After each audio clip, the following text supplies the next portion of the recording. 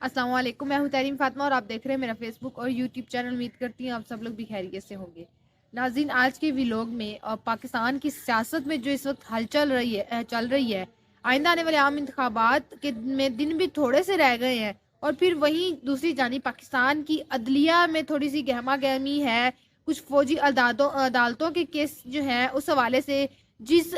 Bench نے فوجی عدالتوں کے کیس پر سماعت کرنی تھی وہ بینچ بھی ٹوٹ گئے ہیں۔ اور پاکستان کی سیاست میں جہاں آئندہ آنے والے عام انتخابات کے لیے پاکستان تحریک انصاف کو مائنس کرنے کی کوشش کی جا رہی ہے، پاکستان تحریک انصاف کو نہ کسی جلسے کی اجازت ہے، نہ کوئی الیکشن کمپین پاکستان تحریک انصاف کر رہی ہے۔ وہی اب آزاد امیدواروں پر بھی جو ہے وہ پابندیاں لگائی جا رہی ہیں۔ آزاد امیدوار جو ہے وہ نہ اپنے پوسٹرز لگا سکتے ہیں، نہ اپنے بل بورڈز لگا سکتے ہیں، نہ کوئی فلیکس لگا سکتے ہیں۔ تو ایک وہ ڈر اور ایک خوف ان سب کے دلوں میں بیٹھا ہوا ہے۔ پاکستان تحریک انصاف تک پابندی تو ٹھیک تھی، آزاد امیدواروں پر بھی پابندیاں لگانا سٹارٹ کر دی گئی ہیں۔ جیسے کہ میں نے اپنے پہلے بھی ویلوگ میں بولا تھا کہ جیسے 9 مئی واقعے کے بعد پاکستان تحریک انصاف کے رہنماؤں کو پریشرائز کر کے پریس کانفرنسز کروائی گئی ہیں، پاکستان تحریک انصاف چھڑوائی گئی ہیں، اسی طرح آزاد امیدواروں کو بھی پریشرائز ضرور کیا جائے گا، تاکہ وہ جس پارٹی کو لانا ہے آ کر پاکستان پر مسلط کرنا، اس پارٹی کو جوائن کرے آزاد امیدوار۔ کیونکہ آئندہ آنے والے عام انتخابات میں سب کی جو نظریں ہیں وہ آزاد امیدواروں پر ہے۔ آزاد امیدوار کسی ایک پارٹی میں جا کر شامل ہوں گے تو ہی نیکسٹ سٹیپ جو ہے وہ ہوگا، اور انتخابات کے بعد ایک پارٹی لیڈ کرے گی۔ اس حوالے سے بات کریں گے، اور اس کے بعد اسلام آباد میں دفعہ 144 نافذ کر دی گئی ہے،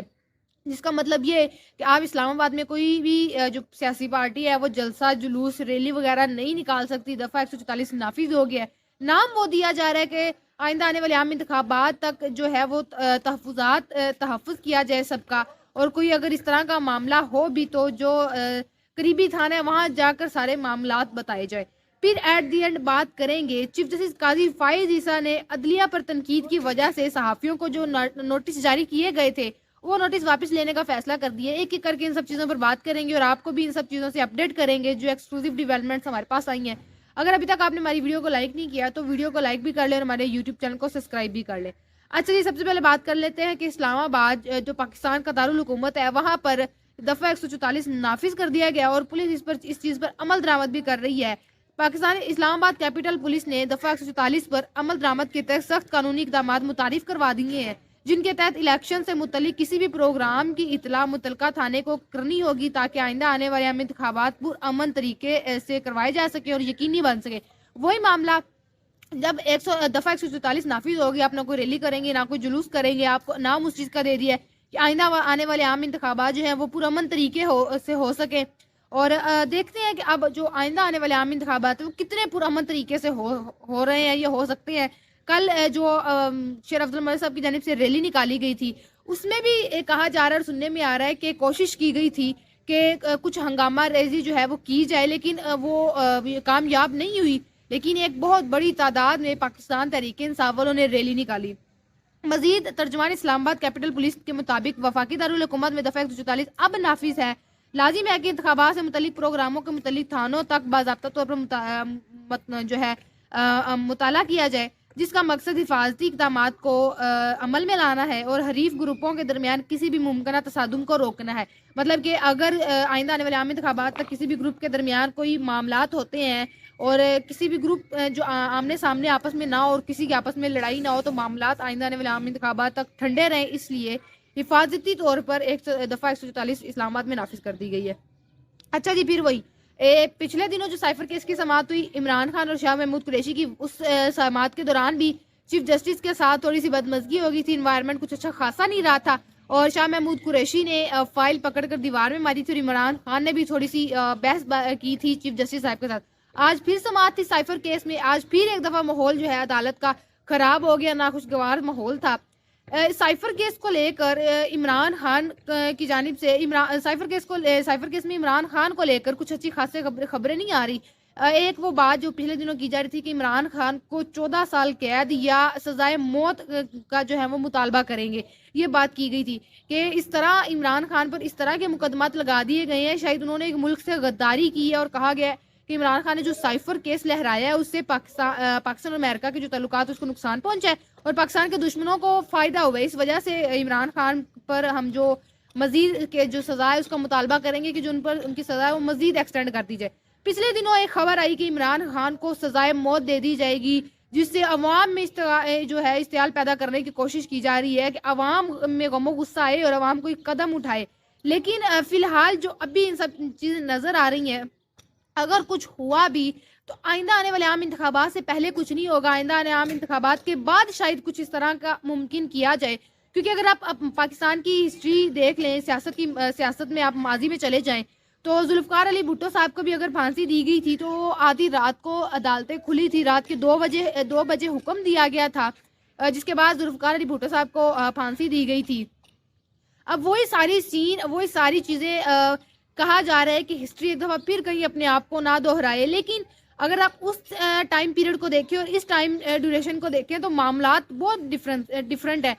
تب عوام اور اب کی عوام میں بہت فرق ہے، عوام میں بہت زیادہ شعور آ گیا ہے، لیکن ایسا کچھ لگتا نہیں ہے کہ عمران خان کو ڈائریکٹ اسی طرح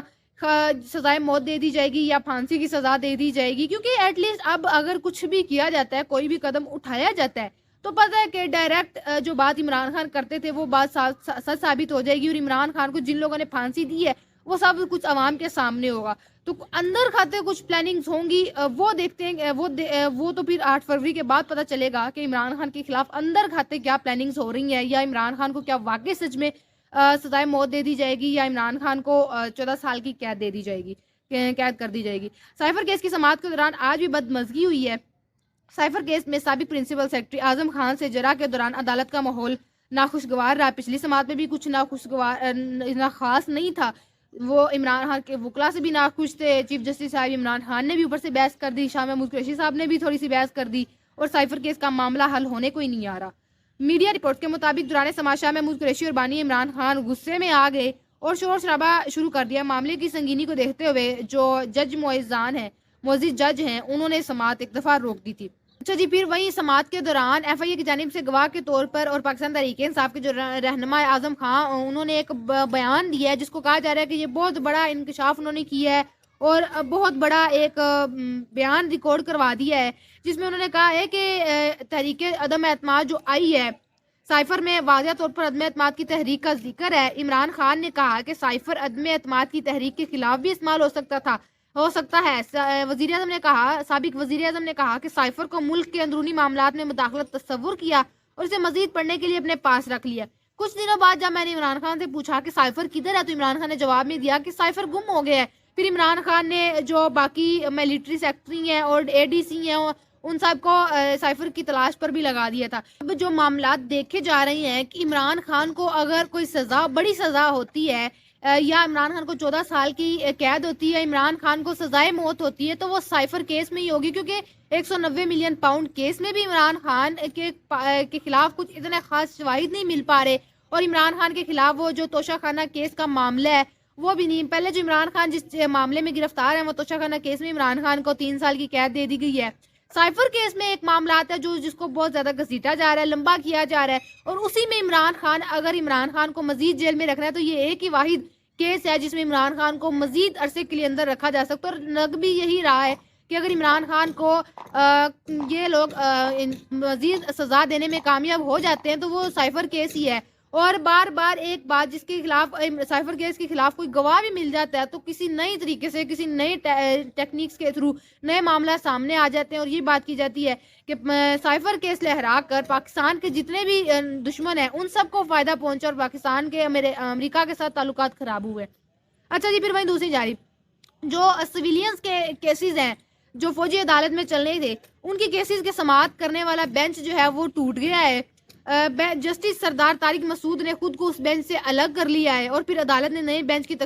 تشکیل کے لیے معاملہ جج کمیٹی کو بھجوا دیا ہے۔ سپریم کورٹ میں جسٹس سردار طارق مسعود کی سربراہی میں 6 رکنی لارج بینچ نے سویلین افراد کی فوجی عدالتوں میں ٹرائلز کے حوالے سے جو دائر اپیلوں پر آج سماعت کرنا تھی، وہ سویلینز وہ والے 9 مئی واقعے میں جو سارے لوگ گرفتار ہوئے تھے وہ سویلینز ہیں، اور ان سب کے معاملات فوجی عدالت میں پیش کر دیے گئے، اور ان معاملات پہ جن بینچ نے آج سماعت کرنی تھی وہ بینچ ٹوٹ گیا۔ اور وہی بات ہمیشہ سے جو چیف جسٹس طارق مسعود ہیں وہ اپنے آپ کو ایک بینچ سے الگ کر لیتے ہیں، آج پھر انہوں نے اپنے آپ کو ایک بینچ سے الگ کر لیے تاکہ فیصلہ نہ دینا پڑے۔ سپریم کورٹ کی جانب سے جاری کار رزلٹ کے مطابق جسٹس طارق مسعود کی سربراہی میں جسٹس امین الدین خان، جسٹس محمد علی مظہر، جسٹس سید حسن اظہر رضوی، جسٹس مسرت ہلالی اور جسٹس عرفان جوساد خان پر مشتمل 6 رکنی بینچ ہیں، لارجر بینچ، انہوں نے سماعت کرنی تھی، لیکن اب پیر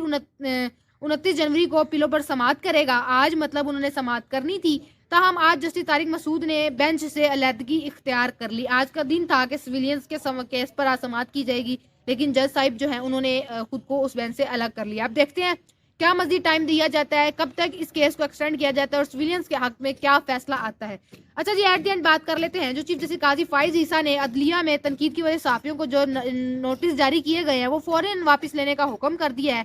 سپریم کورٹ میں صحافیوں کی ہراسانی سے متعلق آج خود نوٹس کیس کی سماعت جاری، جہاں چیف جسٹس قاضی فائز عیسیٰ کی سربراہی میں 3 رکنی بینچ سماعت کر رہا تھا۔ جسٹس محمد علی مظہر اور جسٹس مسرت ہلالی کا بینچ ہے۔ ہاں، اس موقع پر وکیل ہیں حیدر وحید، انہوں نے کہا کہ ہم نے وفاقی حکومت کو آزادی رائے کو ریگولیٹ کرنے کے حکم دینے کی درخواست کی تھی، جس پر چیف جسٹس قاضی فائز عیسیٰ نے ریمارکس دیے کہ آپ کی درخواست بعد میں دیکھیں گے، سب سے پہلے تو قیوم صدیقی بتائیں کہ کیس خود چلانا ہے یا پریس ایسوسی ایشن کے صدر دلائل دیں گے، جس کے جواب میں صحافی عبدالقیوم صدیقی کا کہنا تھا کہ میں کچھ حقائق سامنے رکھنا چاہتا ہوں۔ اس پر چیف جسٹس نے کہا کہ قدرت کا نظام دیکھیں کہ ہم نے خود نوٹس کورٹ نمبر 2 میں لیا ہے، لیکن معاملہ 5 رکنی بینچ کے پاس خود نوٹس کے لیے اختیار کے لینے چلا گیا ہے۔ اس کے قاضی فائز عیسیٰ نے کہا کہ صحافیوں کی ہی نہیں ججز کی بھی آزادی اظہار رائے ہوتی ہے۔ ایک وہ معاملہ کہ جو بات کی گئی کہ جتنے بھی صحافی ہیں، جرنلسٹ ہیں، ان کو اپنی بات کرنے کا، اپنی رائے دینے کا مکمل اختیار ہونا چاہیے، آزادی ہونی چاہیے۔ پاکستان کی یہی بات کہ اگر کوئی صحافی کھل کر بات کرتا ہے، کوئی بات کرتا ہے یا کسی حوالے سے کسی پارٹی کی بات کر دی یا کھل کر کوئی ایک بات کر دی ہے، یہ مسئلہ بن گیا نا پاکستان کا، یہ پاکستان کی میڈیا کے کوڈ ورڈز میں بات کرنی تو آپ سیف ہے، ادروائز اگر آپ تھوڑا سا کھل کر بات کرتے ہیں تو آپ کو غائب کر لیا جاتا ہے یا آپ کو اٹھا لیا جاتا ہے۔ تو پاکستان میں یہ نہیں ہے کہ آپ کھل کر بات کر لیں، کہاں کہا جاتا ہے کہ صحافی ایزیلی ان کے پاس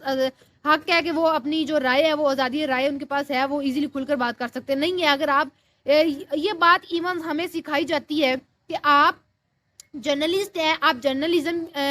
میں ہیں تو آپ کے پاس حق ہے، آپ کھل کر بات کر سکتے ایزی ہو کے، لیکن جب کوئی شخص یا کوئی صحافی کھل کر بات کرتا ہے تو یا تو اس کو اس کی نوکری سے فارغ کر دیا جاتا ہے یا تو اس کو اٹھا لیا جاتا ہے۔ پاکستان کا نظام یہ ہے، تو پاکستان کدھر سے آزاد ہوا، یہ پاکستان کا میڈیا کہاں سے آزاد ہوا؟ وہی بات چیف جسٹس صاحب نے کی کہ صرف صحافیوں کی آزادی رائے نہیں بلکہ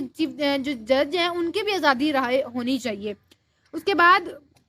عبدالقیوم صدیقی نے کہا آپ نے تو کہا تھا کہ آپ اس کیس کو نہیں چلانا چاہتے۔ اس کے جواب میں صحافی